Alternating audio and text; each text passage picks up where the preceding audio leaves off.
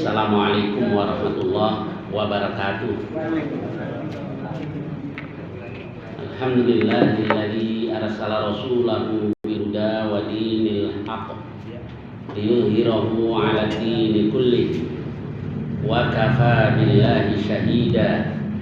Asyhadu an la ilaha illallah wahdahu la syarika lah wa asyhadu anna Muhammadan 'abduhu. Allahumma salli wa sallim wa barik ala nabiyyina Muhammad wa ala alihi wa sahbihi ajma'in, amma ba'd. Kita lanjutkan surah Al-Anbiya ayat 45. A'udzu billahi minasyaitonir rajim. Qul innama unzirukum bil wahyi. Katakan, hai Muhammad, innama unzirukum, hanyalah sesungguhnya aku berikan peringatan kepada kamu bil wahyi, dengan wahyu. Wala yasma'us summud du'a, dan orang yang tuli tidaklah mendengar panggilan. Idza ma yunzarun, ketika mereka diberi peringatan. Wala in massathum nafhatum min adzabi rabbik, dan jika mereka disentuh, ditimpa oleh sedikit azab dari Tuhanmu, la yaqulunna, niscaya mereka mengatakan, ya wailana, duhai celaka kami, inna kunna zalimin, sesungguhnya kami adalah kami yang dulu zalimin, orang-orang yang zalim. Wa nad'ul mawazinal qista, dan kami meletakkan mizan yang adil, liyaumil qiyamah, pada hari kiamat. Fala tuzlamu nafsun syai'a, maka tidak ada satu jiwa pun yang dizalimi sedikit pun. Wa in kana mithqala habbatin min khardal, dan jika adalah ia seberat biji khardal, ataina biha, kami datangkan dia, wa kafa bina hasibin, dan cukuplah kami sebagai penghisab, penghitung. Baik, kita lihat lagi dari awal, di lanjutan dari bahasan di ayat sebelumnya, yaitu tentang istihza, olok-olok yang dilontarkan oleh orang-orang musyrik, oleh orang-orang kafir kepada Rasulullah Sallallahu Alaihi Wasallam. Allah Subhanahu Wa Taala berfirman kepada Rasulullah SAW, Qul innama unzirukum bil wahyi. Jadi diajari oleh Allah, begini cara menghadapi orang-orang musyrik yang memperolok, yang mengejek. Katakan, ya Muhammad, hanyalah sesungguhnya aku berikan peringatan kepada kamu, dasarnya adalah wahyu. Jadi aku sampaikan ini ya karena wahyu dari Allah Subhanahu Wa Taala. Sampai sekarang juga olok-olok dan ejek orang-orang kafir, orang-orang musyrik itu sama sebetulnya. Emang pernah mati loh? Mau udah lihat surga, udah lihat neraka? Iya belum lah. Kalau udah mati nggak balik lagi. Nah, dia kita tahu itu dasarnya adalah kabar atau pemberitahuan yang disampaikan oleh para rasul, dan yang terakhir adalah Muhammad Rasulullah Sallallahu Alaihi Wasallam. Nah, sekarang banyak orang-orang yang mengingkari lah hal-hal yang gaib. Dia hanya percaya dengan hal-hal yang tampak saja. Padahal Masya Allah, terlalu banyak hal-hal yang manusia belum bisa jangkau. Sepinter-pinter manusia baru berapa yang sudah diketahui dari hukum Allah, dari sunnatullah atau hukum alam? Baru sedikit. Orang nggak menciptakan, baru menemukan satu hukum alam saja sudah profesor. Nah, lupa itu tentang yang menciptakan. Jadi sudah kalau kita belajar terus ya kita makin yakin bahwa terlalu banyak hal-hal yang akal kita tidak mampu jangkau. Nah, maka ada seorang filosof tuh saya lupa namanya, dia katakan saya tidak tahu maka saya percaya. Jadi kalau yang tanggung-tanggung itu biasanya sudah malah pada kufur, ilmuwan tanggung. Ilmuwan tanggung bicara agama, ya udah akhirnya kufur. Kalau bicara agama ya harus merujuk kepada kitabullah dan sunnatul rasul. Kitabullah dan sunnah rasulnya. Ilmuwan tanggung-tanggung bicara soal Islam, banyak yang malah jadi kufur. Padahal kalau terus belajar makin yakin bahwa makin tahu bahwa terlalu banyak hal-hal yang dia belum ketahui. Nah, disitulah kemudian kita percaya dengan pemberitahuan yang disampaikan oleh para rasul. Di antaranya adalah yang terakhir yaitu Al-Quran yang disampaikan oleh Rasulullah Sallallahu Alaihi Wasallam. Baik, jadi kalau manusia hanya cukup dengan akal saja, nggak usah diturunkan para nabi, nggak usah diturunkan para rasul, nggak bisa. Kalau manusia hanya ngandelin pikiran saja, terlalu banyak hal yang di atas kemampuan rasio kita atau hal-hal yang metarasional. Baik, Rasulullah Sallallahu Alaihi Wasallam diperintahkan untuk sampaikan, aku berikan peringatan kepada kamu ini bil wahyi, dengan wahyu. Dasarnya adalah wahyu, pemberitahuan Allah. Tetapi wala yasma'u summud du'a, orang yang tuli itu tidak bisa mendengar seruan.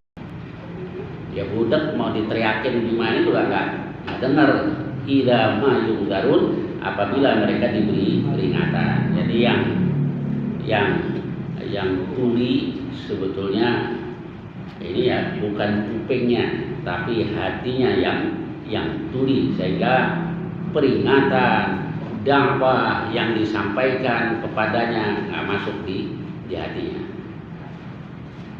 Tapi nanti kata Allah, kalau sudah disentuh sedikit saja dari azab Allah di neraka nanti baru sadar, nyesel. Tapi tidak ada lagi gunanya penyesalan. Wala in massathum nafhatun min adzabi rabbik, dan jika mereka disentuh, dikenakan kepada, ditimpa oleh azab dari Tuhanmu sedikit saja, la yaqulunna, niscaya mereka mengatakan ya wailana, duhai celaka kami, inna kunna zalimin, kami dulu zalim. Kenapa dulu kami nggak beriman? Kenapa dulu kami ngejek orang-orang yang beriman? Kenapa kami memperolok para rasul? Wa nadha'ul mawazinal qist, dan kami letakkan mizan, neraca yang adil di yaumil qiyamah, pada hari kiamat. Fala tudlamu nafsun syai'an, maka tidak ada satu jiwa pun yang dizalimi sedikit pun. Jadi di dalam salah satu hadis qudsi yang diriwayatkan oleh Muslim, itu hadisnya panjang, di akhir hadis itu Allah katakan, ya ibadi innama hiya a'malukum, wahai para hambaku, hanyalah sesungguhnya itu amal-amal kamu, hanyalah sesungguhnya amal-amal kamu juga. Uhsihalakum, aku menghitung, menghinggakannya buat kamu. Faman wajada khairan falyahmadillah, barang siapa mendapatkan kebaikan kok catatannya bagus, ya itu amal kamu juga, falyahmadillah, hendaklah dia memuji Allah. Tetapi waman wajada ghaira dzalik, barang siapa yang mendapatkan selain itu, fala yalumanna illa nafsa, jangan dia celah kecuali dirinya sendiri. Sebab itu amal-amalnya juga. Fala yalumanna illa nafsa, jangan dia celah kecuali dirinya sendiri. Di ayat ini Allah katakan, wa in kana mithqala habbatin min khardal, dan apabila amal kamu itu seberat biji khardal. Kalau ulama-ulama dulu mengartikan biji khardal itu biji sawi, karena yang orang tahu ada bijian yang paling kecil adalah biji sawi, yang sesungguhnya sih bukan. Khardal itu salah satu jenis rumput, jadi lebih kecil lagi daripada biji sawi. Maksudnya sedikit apapun, sekecil apapun yang kamu lakukan, kami datangkan. Wa in kana mithqala habbatin min khardalin ataina biha wa kafa bina hasibin, dan cukuplah kami sebagai penghitung. Jadi Allah tidak zalim. Kalau baik rapot kita nanti bagus, ya itu perbuatan kita juga. Rapot kita merah, banyak merahnya, ya perbuatan kita juga. Nah, kemudian kalau rapot bikinan manusia kan bisa dicurangi ya. Ini anak ketua ini aturan merah jadi hijau. Saya takut juga sama ketua yayasan. Apalagi bikin rapot palsu, lebih hancur lagi itu. Nggak ada nilainya, dikasih nilai. Tapi rapot Allah, nah itu jujur. Al mawazin al qist, neraca yang adil. Kayak ahli sorga yang terakhir kali masuk surga, atau ahli neraka yang terakhir kali dikeluarkan dari neraka. Allah berfirman, "Ai amdi atuzulam, wahai hambaku, apa engkau dizalimi?" Tidak ya Allah. Jadi yang aku memang dia tidak punya kebaikan sama sekali. Dan Allah katakan, "Ai amdi," nah nih masih ada nih bitoko. Bitoko itu kalau di dunia sekarang kayak kartu lah. Nah di sini tertera la ilaha illallah. Ya tapi kan terakhir kali nanti keluar dari neraka. Kadang kita itu terlalu pede. Tenang aja, gue muslim pasti masuk surga. Ya cuman nggak ringan di neraka. Kalau dikucek-kucek dulu di neraka bersih, baru masuk ke surga. Sedangkan penghuni neraka yang paling ringan siksanya, inna ahwana ahlin nari adaban, kata Rasul, sesungguhnya penghuni neraka yang paling ringan siksanya, la rajulun yudha'u fi akhmasi qadam jamratan, itu di riwayat Muslim. Seseorang yang di dua telapak kakinya diletakkan dua bara api, fayagli dimahu, lalu otaknya mendidih. Wa yaqul, dan dia katakan, ana asyaddu ahli nari adaban, aku adalah penduduk neraka yang paling berat siksanya. Wa huwa, padahal yang sebenarnya dia adalah ahwanu ahli nari adaban, penghuni neraka yang paling ringan siksanya. Terus gimana dong? Dosa saya banyak begini, banyak tidak taat, banyak tinggalkan yang wajib, banyak melanggar yang haram. Allah masih kasih waktu kalau mau untuk memperbaiki diri, buat tip act gitu. Yang merah-merah kan kasih kesempatan oleh Allah. Innallaha ta'ala yabsutu yadahu bil-lail, sesungguhnya Allah Ta'ala ulurkan tangannya di malam hari, liyatuba musii'un nahar, agar yang berbuat dosa di siang hari segera bertobat. Dan sebaliknya, wa yabsutu yadahu bin nahar, Allah ulurkan tangannya di siang hari, liyatuba musii'ul lail, agar orang yang berbuat dosa di malam hari bertobat. Terus begitu hatta tatlu asyamsu min maghribiha, hingga matahari terbit dari tempat tenggelamnya, yakni hingga yaumul qiyamah. Lalu bagaimana dengan perbuatan yang sudah kita lakukan, dosa-dosa yang kita lakukan?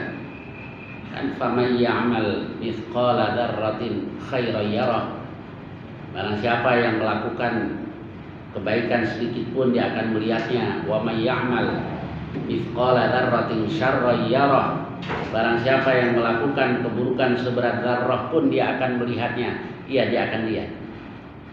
Lalu diampuni. Nah itu kayak di hadis sahih dan surat Muslim, Rasulullah SAW bersabda, yudnal mu'minu min rabbih, seorang mukmin itu akan dihampirkan kepada Tuhannya, fayudha'u lahu min kanafi, lalu diletakkan dari Allah, jadi ditutup dengan tirai Allah, hanya dia dengan Allah. Fayu'arrifuhu bidunubi, Allah menanyai, membuatnya mengakui dosa-dosanya. Ay abdi ata'arifu dzamba kada, wahai hambaku, engkau melakukan dosa-dosa ini? Bala ya Rabb, ya wahai Tuhanku. Nggak bisa kita ngelak di hadapan Allah. Ay abdi fa inni qad satartuha laka fid dunya, wahai hambaku, aku sudah tutup aibmu, aku sudah tutup dosamu ini di dunia. Wa inni aghfiruha lakal yaum, dan aku ampuni untukmu pada hari ini. Jadi kurang baik gimana lagi sih Allah. Dosanya banyak, tapi kalau mau taubat, taubatan nasuha, iya sih catatan tetap yarah, dia tetap melihatnya, tapi diampuni oleh Allah. Di dunia ditutup aibnya, dan di akhirat nanti diampuni oleh Allah Subhanahu wa ta'ala.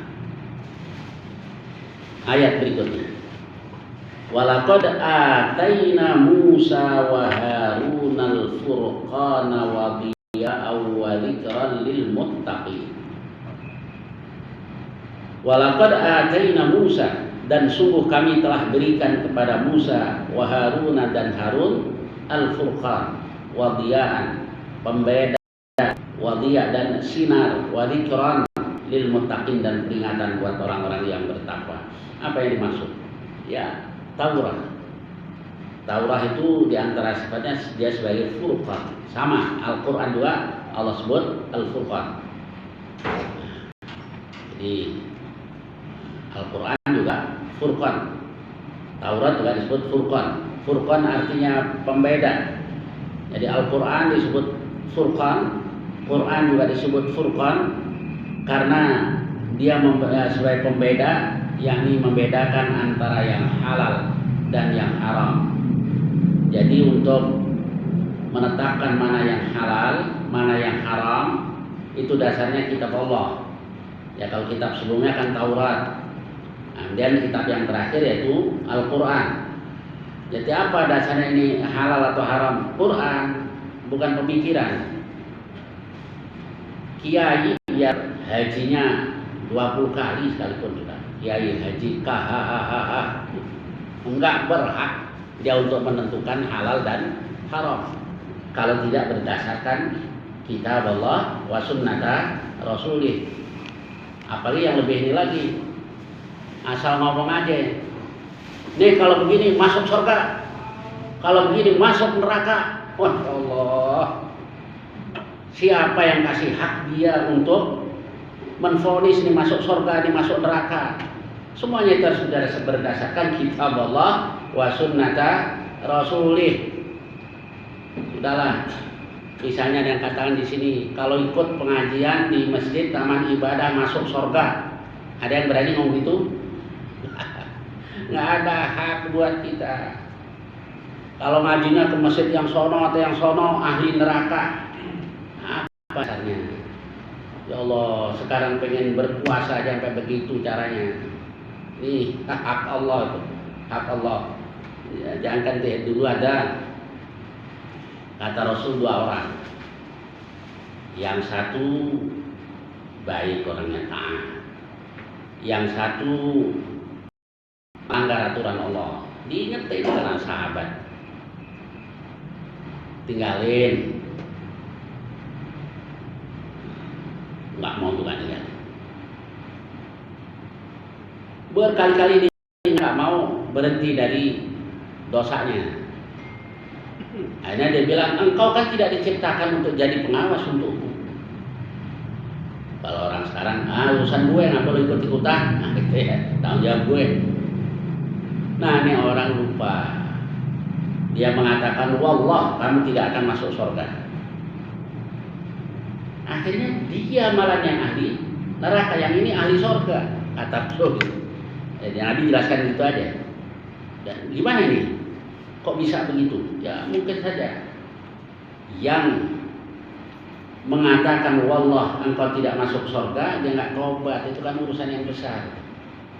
Nggak bisa kita menvonis seseorang di ahli neraka bahwa ini dosa, ini syirik, ini ya, tapi soal akhir dari kehidupan seseorang kita nggak bisa putuskan. Bisa saja yang tadinya kafir, musyrik, memusuhi Islam, taubat sebelum meninggal, masuk Islam, syahid pula, nah, kan jadi ahli surga. Nah, dikatakan Allah tertawa, ya redha. Orang membunuh orang lain, dua-duanya masuk surga. Ini muslim, mukmin nih, jihad di jalan Allah, dibunuh sama yang kafir, syahid. Yang ini akhirnya tobat, dia masuk Islam, perang juga di jalan Allah, syahid pula. Nah, dua-duanya di surga. Jadi kalau ini dosa, ini haram, ini maksiat ya. Tapi kalau soal fulan bagaimana kesudahannya, kita tidak tahu. Kita dalam urusan Allah Subhanahu wa ta'ala. Bisa saja sebulan sebelum orang meninggal ditobat, taubatan nasuha, taubatnya diterima oleh Allah Subhanahu wa ta'ala. Baik, maka jangan juga kita seperti itulah. Wah, pengen dapat jabatan aja begitu ya. Yang kalau masuk nih surga, masuk ini neraka. Dari mana alasannya, dalilnya? Kiai yang lapang, wawasannya yang lapang, jangan nuruti nafsu kayak tadi. Ngeri juga kadang-kadang ayat-ayat ini. Wa man ahsanu qawlan mimman da'a ilallah. Bukankah tidak ada yang lebih baik kata-katanya ketimbang orang yang mengajak kepada agama Allah? Betul, kata-kata yang terbaik adalah yang isinya mengajak kepada agama Allah. Tapi itu dibahas oleh para ulama. Di antaranya ada yang tafsirkan begini, ada juga orang yang mulutnya mengajak ilallah, hatinya da'a ila nafsi. Kayak begini, mulutnya mengajak kepada agama Allah, hatinya da'a ila nafsi, mengajak kepada dirinya sendiri. Biar muridnya banyak, biar jamaahnya banyak, biar pengikutnya banyak, biar kalau nyalonin jadi anggota legislatif kepilih. Niatnya bukan karena Allah. Mulut dan hati beda. Mulutnya sih ngajak ke agama Allah, hatinya nawaitunya bukan itu, bukan mengajak manusia kepada agama Allah. Nah, maka kalau yang dicari itu tadi ridha Allah dan takut hisab tadi, orang hati-hati, nggak sembarangan ngomong, vonis dan sebagainya. Baik, kita lanjutkan. Jadi Taurat, Quran pertama Furqan, yang kedua Diya, sinar, zikran wa zikran lil muttaqin, dan peringatan buat orang-orang yang bertakwa. Alladzina yakhshawna rabbahum. Siapa orang-orang yang bertakwa? Yaitu orang-orang yang takut terhadap Tuhan mereka bil ghaibi. Padahal Tuhan mereka gaib, tidak kelihatan, tapi takut Allah. Wa hum as-sa'ati mushfiqun, dan mereka takut terhadap as-sa'ah, terhadap hari kiamat. Jadi takut kepada Allah, sekalipun Allah itu gaib, Allah tidak terlihat. Kemudian, nah itulah takwa yang sesungguhnya. Ittaqullaha haqqa tuqatih. Ada yang tafsirkan bertakwa yang sebenarnya itu bagaimana? Ya di depan ada orang, tidak ada orang, dia tetap, kalau itu perintah dijalankan, kalau itu larangan ditinggalkan. Kalau ada orang dia tinggalkan larangan Allah, nggak ada orang dilanggar juga aturan Allah, belum bertakwa. Baik, kemudian yang kedua, wahum minas sa'ati musyfiqun, mereka takut terhadap hari kiamat. Kalau isfaq itu takut dibarengi dengan sikap hati-hati. Kalau isfaq terhadap Allah, ya takut, jangan sampai salah dalam menjalankan ketaatan terhadap Allah, itu isfaq. Nah, takut terhadap Allah, ya hati-hati. Allah ini dosa apa enggak dosa, ya sudah bismillah, kalau ini salah atau tidak. Jadi hati-hati. Dan ikhlas pada hari kiamat, takut karena dia akan mempertanggungjawabkan perbuatannya di yaumul qiyamah. Wa hadza dzikrun mubarakun anzalna. Dan ini adalah dzikrun mubarak. Apa yang dimaksud dzikrun mubarak? Zikir, yakni Al-Quran, peringatan yang diberkahi. Anzalna, kami turunkan, maksudnya adalah Al-Quran. Nah, jadi Taurat Allah turunkan pada Musa dan Harun. Nah, sekarang inilah Quran. Anzalnahu, kami turunkan dia. Afa antum lahu mu'minun? Apakah kamu mengingkari Al-Quran, tidak beriman dengan Al-Quran? Walaqad atayna Ibrahim rusydahu min qabl. Dan sungguh kami telah berikan kepada Ibrahim rusydahu, kecerdasannya, petunjuknya, min qablu, sebelumnya. Sebelum Muhammad Rasulullah SAW, bapak Musa dan Harun, ada bapak kita yaitu Khalilullah Ibrahim alaihissalam, wa kunna bihi alimin, dan kami maha mengetahuinya. Il qala li abihi wa qaumi, ingatlah tatkala dia katakan kepada bapaknya dan kaumnya, ma hadhihi tamathilul lati antum laha akifun. Apakah gerangan patung-patung yang kamu berdiam padanya atau yang kamu sembah dia? Qalu wajadna aba'ana laha abidin. Mereka katakan, kami dapati bapak-bapak kami menyembah, beribadah kepadanya. Qala laqad kuntum antum wa aba'ukum fi dhalalin mubin. Ibrahim katakan, laqad kuntum antum wa aba'ukum, sungguh adalah kamu dan bapak-bapak kamu fi dhalalin mubin, berada dalam kesesatan yang nyata. Qalu ajitana bil haqq. Mereka berkata, apakah kau datangkan kepada kami kebenaran? Am anta minal la'ibin, ataukah engkau termasuk orang-orang yang bermain-main? Qal Ibrahim katakan, bar rabbukum rabbus samawati wal ard. Tetapi Tuhan kamu adalah Tuhan, pemilik, pencipta, pengatur langit dan bumi. Alladzi fatarahum, yang telah menciptakannya. Wa ana ala dzalikum minasyahidin, dan aku termasuk orang yang bersaksi dalam hal itu kepada apa, dan aku termasuk orang-orang yang bersaksi terhadap hal itu. Baik, kita lihat lagi dari ayat 51, walaqad atayna Ibrahim rusydahu min qablu wa kunna bihi alimin.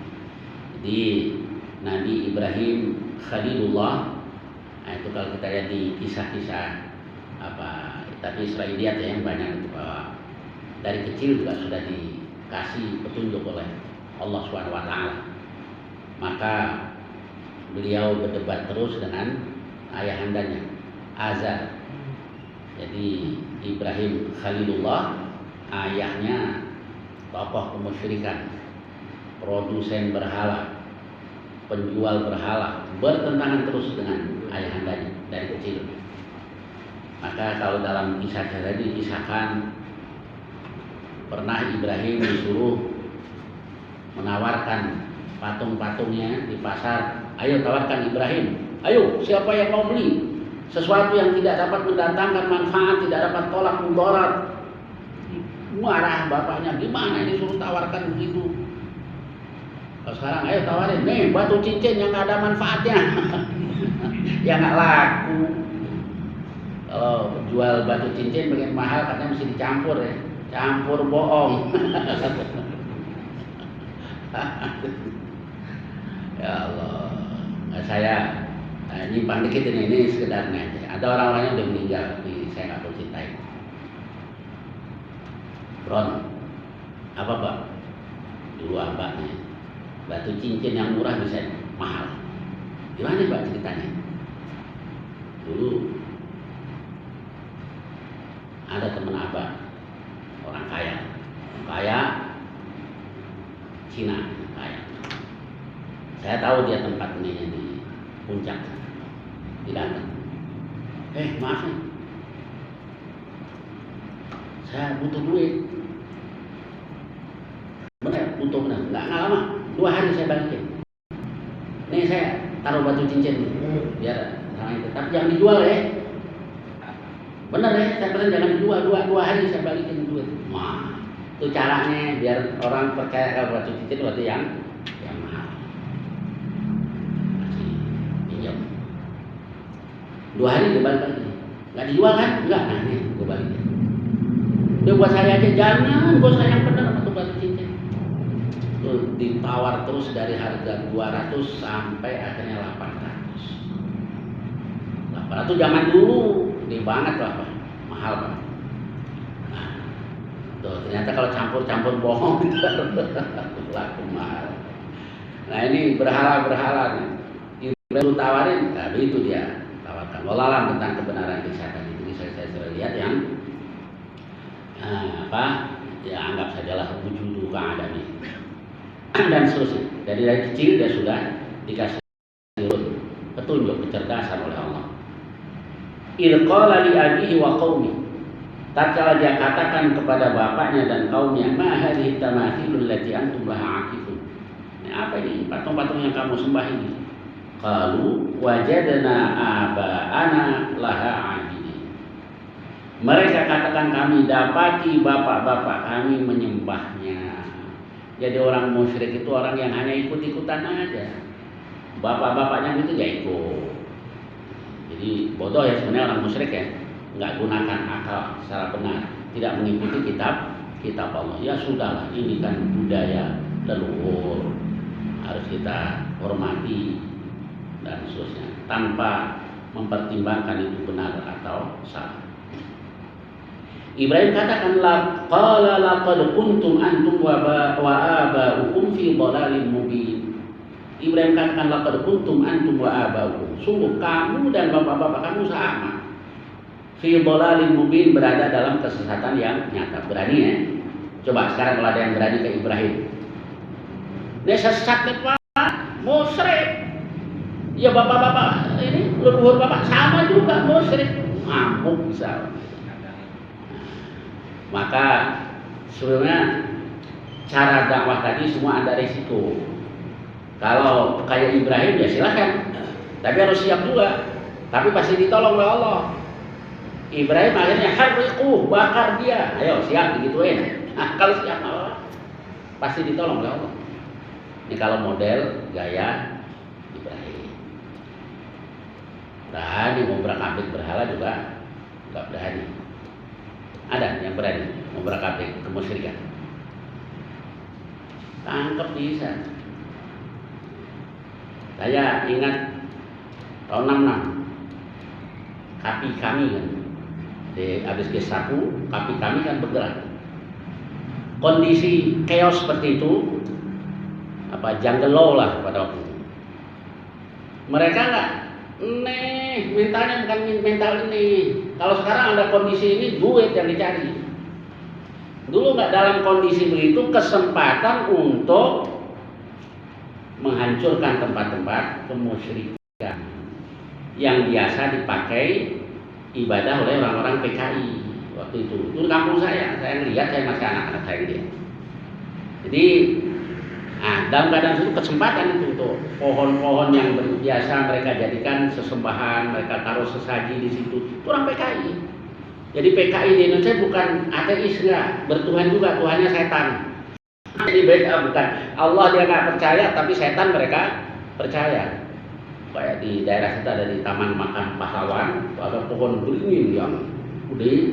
Itu mereka yakin tuh ada penunggunya, namanya Mbah Rewo. Yang orang Jember tahu apa ada Mbah Rewo. Nah itu mereka pada di tahun 66 tuh ditebang-tebangnya nama kaki. Cakep ya dulu ya. Ada kesempatan itu buat nahi mungkar. Sekarang ada kesempatan ini duit, kesempatan jadi mentalnya duit aja. Gimana mau berjaya? Boleh sampaikan ini. Baik, kemudian Ibrahim alaihissalam punya berat juga. Dia berani mengatakan, kamu, bapak-bapak kamu sesat. Mereka katakan, qalu ajiltana bil haqq. Mereka katakan yang kau datangkan kepada kami ini benar nih. Am anta minal la'ibin, kamu canda kali main-main. Tegaskan lagi oleh Ibrahim, qala bar rabbukum rabbus samawati wal ardh. Dia katakan, tetapi yakni yang benar Tuhan kamu adalah Tuhan pemilik pencipta langit dan bumi, alladzi fatarahun, yang telah menciptakannya, wa ana ala dzalika minasyahidin, dan aku termasuk orang-orang yang bersaksi terhadap hal itu. Baiklah, sampai dengan ayat 56. Insyaallah yang akan datang kita lanjutkan ayat-ayat berikutnya. Barangkali ada pertanyaan-pertanyaan tentang ayat-ayat yang kita bahas tadi atau masalah-masalah lain yang saya bisa, silahkan, tafadhol. Bisa? Ya, silakan Pak. Saya menanyakan nih dari tasawuf ya. Ya, silakan. Jadi Fir'aun sama Abu Jahal itu tidak masuk neraka dahulu. Tidak masuk Neraka dahulu sebelum orang-orang yang seperti ulama, seperti ahli qoni, terus seperti orang yang beramal. Itu karena orang beramal itu riya. Dan kedua, yang ahli qoni itu hatinya busuk. Yang ketiga itu orang alim yang sombong. ya. Deh, Pak. Ya, Nah, kalau dikatakan tiga orang ini, yang pertama, tiga macam orang tadi yang lebih dulu masuk surga, masuk neraka, saya tidak tahu dalilnya apa. Tapi kalau kita lihat di surah Maryam, itu Allah Subhanahu wa taala katakan, itu yang gimana itu, yang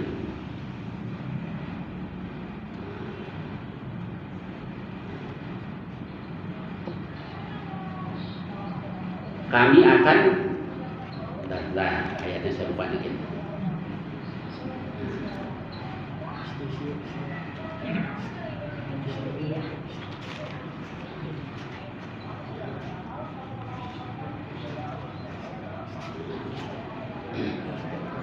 Baik. Awala yadhkurul insanu anna khalaqnahu min qabl wa lam yaku syai'a. Lalu di ayat 68 dari surah Maryam Allah katakan, fa wa rabbika lanahsyurannahum wasyayatin. Maka demi Tuhanku kami akan himpun mereka dan juga setan-setan. Tsumma lanuhdirannahum haula jahannam jithiya. Kemudian kami akan hadirkan mereka di sekitar jahanam, jithiya, dalam keadaan berlutut. Tsumma lananzi'anna min kulli syi'atin. Kemudian kami ambil dari setiap kelompok tadi, ayyuhum asyaddu 'alal rahmani 'atiyya. Siapa di antara mereka yang paling durhaka terhadap Ar-Rahman. Jadi di sekeliling jahanam dalam keadaan berlutut berikut syaiton-syaitonnya, Allah katakan tsumma lananzi'anna min kulli syi'atin, dari setiap kelompok itu kami ambil ayyuhum asyaddu 'alal rahmani 'atiyya, siapa yang paling durhaka terhadap Ar-Rahman. Kemudian tsumma lanahnu a'lamu billadzina hum aula biha siriyya. Kemudian kami lebih tahu siapa di antara mereka yang lebih dulu, lebih pantas untuk masuk ke dalam neraka. Jadi yang ada di ayat ini begitu. Nah, kalau yang hadis Bapak yang sampaikan tadi itu kan tentang orang yang ustusyhida, orang yang syahid. Kemudian ditanya, apa yang kau lakukan di dunia ya Allah? Ringkasnya, saya jihad di jalanmu hatta qutiltu fik, hingga aku terbunuh di jalanmu. Allah katakan kadzabta, engkau bohong. Kemudian tsumma suhiba ala wajhi hatta ulqiya finnar, lalu ditelungkupkan di atas wajahnya hingga dilemparkan ke neraka. Yang kedua, orang yang rajin sedekah, ditanya, apa yang kau lakukan di dunia ya Allah? Setiap ada jalan di mana engkau suka orang sedekah, saya sedekah karena engkau kadzabta, engkau bohong, engkau sedekah supaya disebut-sebut sebagai derma. Kalau yang pertama tadi dibilang hatta qutiltu fik, aku hingga terbunuh di jalan bohong, kamu perang supaya disebut-sebut supaya pemberani. Faqad qila, kalau itu yang kau cari, itu masa sudah sebut-sebut engkau supaya pemberani. Yang kedua yang dermawan tadi. Allah katakan kadzabta, bohong. Kamu sedekah liuqal, supaya dikatakan jawab engkau orang yang dermawan. Faqad qila, kalau itu yang kau cari itu sudah dikatakan orang. Fasaiba ala wajhi hatta ulqiya fin nar, diterungkupkan di atas wajahnya, diseret sampai ke neraka. Yang ketiga, orang yang yaqra'una al-Qur'an wa yata'allamuna al-ilma, baca Quran dan belajar ilmu, ditanya oleh Allah, apa yang kau lakukan? Ya Allah, saya baca Quran karena engkau, saya belajar ilmu karena engkau. Bohong, kamu baca Quran supaya disebut qari dan kamu belajar ilmu supaya disebut alim. Jadi tujuannya tadi, kemudian dilemparkan ke neraka. Tapi tidak ada keterangan dia lebih dulu masuk neraka dibanding dengan siapa tadi Pak? Abu Jahal dan Fir'aun. Begitu aja hadisnya. Ya, tentang penghuni neraka yang kemudian masuk surga. Ya. Kalau di dunia kan orang di penjara, keluar dari penjara tahu misalnya lingkungannya ini pernah masuk penjara. Kalau di surga, penghuni surga bisa mengenali ini kamu pernah di neraka ya. Alam soal dikenal tidak, tapi dijelaskan di hadis-hadis sahih tadi, mereka ini yang disebut jahannamiyun. Jadi penghuni surga mantan penghuni jahanam, maksud jahannamiyun. Baik itu mereka dikeluarkan dari neraka, kemudian Allah masukkan ke Nahrul Hayah yang ada di surga, lalu disiram dengan air tadi, lalu dia meliuk-liuk lah, kayak jenis rerumputan yang tumbuh di buih air bah, di sampah-sampah. Ya, deh kalau kita mungkin membayanginnya agak ini toge deh kalau baru tumbuh kan gitu kan. Nah, kemudian akhirnya ya sudah seperti ahli-ahli surga yang lain. Begitu saja yang saya tahu di hadis-hadisnya. Ya. Kalau orang berbuat salah sekecil apapun akan dapat balasan, Ustaz. Terus seandainya orang itu berbuat maksiat, kejahatan, kemudian dia bertobat, apakah atas semua kesalahan itu diampuni? Ya. Ini lagi. Iya, ya. Kalau di kepolisian kan enggak, dia tetap diampuni tapi hukum tak berjalan. Ini wa'atbi'is sayyi'atal hasanata tamhuha, iringi yang buruk dengan yang baik, maka yang baik itu akan menghapus yang buruk. Itu sabda Rasul. Jadi di antara fadilah banyak berbuat baik itu bisa menghapus tibek tadi ya, tamhuha, menghapus keburukan-keburukan kita. Lalu kalau dihubungkan dengan yang wa may ya'mal mithqala dzarratin syarran yarah, ya tadi itu di hadis tadi, catatan ternyata tetap kita lihat. Nah, tapi Allah katakan, aku sudah cukup aibmu di dunia dan aku sudah ampuni untukmu di akhirat ini. Kalau hukum konvensional hukum yang dibuat manusia, hukum positif kata orang itu ya, saya nggak tahu itu. Tapi ada kayaknya ya yang meringankan, yang memberatkan, nah itu ada kayaknya. Ya beda lah dengan hukum Allah Subhanahu wa Ta'ala. Ya silakan. Ustaz, Ya. saya mau tanya nih. Ya silakan Pak. Orang bercinta manusia Gimana Pak? menciptakan jin dan manusia. Ya. Semua makhluk bertakwa pada Allah. Saya menyatakan, bagaimana jin itu kalau menggoda manusia, apakah dia akan ditanya juga? Baik, jadi maksudnya apakah dia juga akan mempertanggungjawabkan perbuatan mereka di hadapan Allah? Oh iya. Sama, dia juga akan mempertanggungjawabkan perbuatan mereka di hadapan Allah. Kayak surah Ar-Rahman itu berapa kali Allah sebut fabi ayyi ala'i rabbikuma tukadziban. Itu kan manusia dan jin maksudnya. manusia dan jin. Dan jin itu juga macam-macam. Kunna tara'iqa qidada. Kami berbagai-bagai jalan. Nah, jadi ditafsirkan oleh para ulama ya berarti ada yang kafir, ada yang musyrik, ada yang mukmin. Nah, itulah, ada yang bertakwa dan seterusnya. Ada yang Yahudi, ada yang Nasrani, ada yang Muslim dan seterusnya. Kunna tara'iqa qidada. Dan mereka nanti juga akan mempertanggungjawabkan perbuatan mereka. Cuma ini Pak, nggak usah sibuk dakwah di kalangan jin. Itu bukan tugas kita. Jadi tugas kita ya dakwah di kalangan manusia. Itu biar dai-dai dari kalangan jin sendiri. Karena ada juga orang yang sibuk ngislamin jin. Tetangganya belum sholat, belum puasa, nggak dipikirin. Sibuk islamin jin. Saya sudah islamkan jin sekian. Karena disuruh tugas kita ya dakwah di kalangan manusia.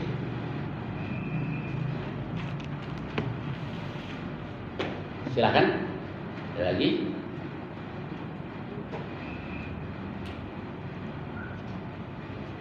Ya, setan kan memang tugasnya Ustaz ya. Memang tugasnya menggoda manusia. Ya, tadi begini. Karena yang ditanyakan jin. Yang ditanyakan jin. Kalau syaitan, nah begini, ini menurut sebagian dari para ulama, para mufassir. Jadi syaitan itu kan gelarnya. Dia kayak contohnya di Al-Baqarah. Allah Subhanahu wa taala menyebut namanya dulu iblis. Wa yaqulna lil malaikati isjudu li adama fasajadu illa iblis. Nah, iblis itu namanya. Jadi ada jin yang bernama iblis. Sebagian katakan jin itu dari golongan malaikat. Tapi sebagian yang lain katakan enggak, itu dari golongan jin. Dasarnya ayat yang kana minal jinni fa fasaqa an amri rabbih. Dia dari golongan jin lalu dia durhaka dari perintah tuannya. Nah, itu ada perbedaan pendapat antara para ulama. Jadi namanya iblis. Ada orang namanya si Mamat, bangor, bandel di anak. Lalu kita sebut mana tuh si bandel, si bangor. Nah, itu kan gelarnya. Jadi kalau namanya si Mamat, karena dia bandel, bangor disebut si bangor, si bandel. Nah, demikian juga nih namanya iblis. Setelah aba wastakbara wa kana minal kafirin. Dia membangkang, dia sombong dan dia termasuk orang-orang kafir.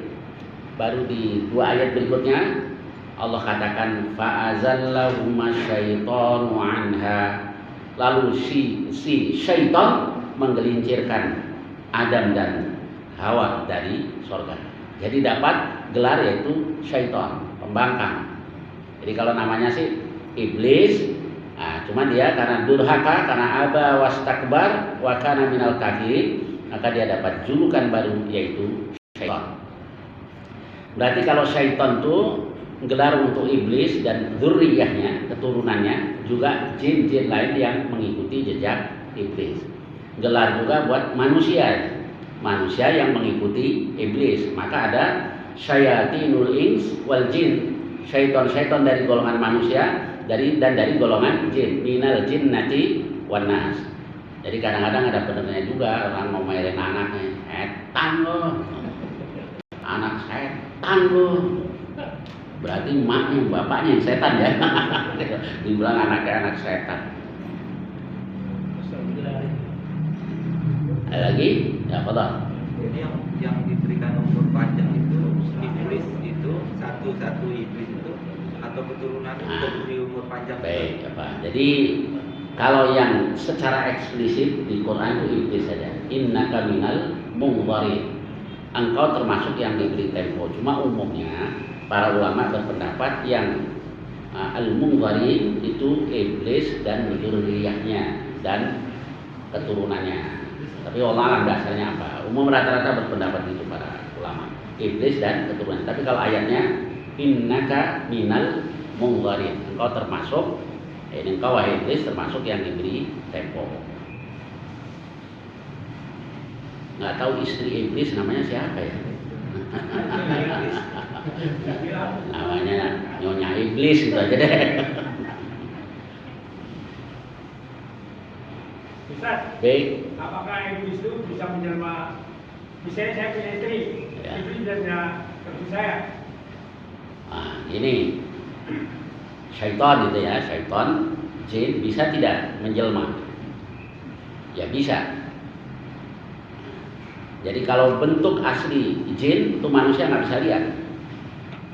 Innahu yarakum huwa wa qabilu min haitsu la tarawnahum. Dia tidak bisa lihat kamu, dia dan kabilahnya dari arah yang kamu. Dia bisa lihat kamu, dia dan dua kabilahnya dari arah yang kamu tidak bisa lihat mereka. Jadi syaitan bisa lihat manusia, manusia tidak bisa lihat mereka. Nah, itu bentuk aslinya. Jadi kalau ada orang yang mengatakan dia tahu tuh alam gaib, bohong. Orang mau jual jimat itu biasanya begitu. Quran kan yang benar. Nggak bisa orang lihat bentuk jin. Nah, orang bisa lihat itu kalau ia tamatsal. Contohnya Abu Hurairah itu yang begitu ditanyakan ke Rasul, Rasul katakan, tahukah engkau wahai Abu Hurairah siapa yang datang kepada engkau semenjak 3 malam yang lalu? Saya tidak tahu ya Rasul. Dzaka syaitan.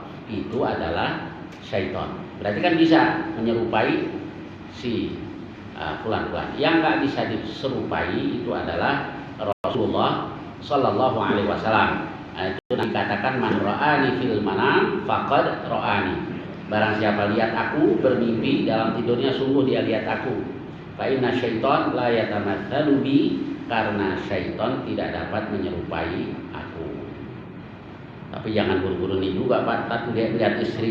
Ini bukan istri gue nih, jin nih, sabetin. Allahu la ilaha illa huwal hayy. Kalau orang mati bisa orang dan orang hidup. Tidak ada keterangan itu. Tidak ada keterangan itu. Yang ada waktu jenazah dibawa ke kubur, roh mereka katakan kalau dia sholih, mau apa? Qaddimuni, segerakan aku. Gitu.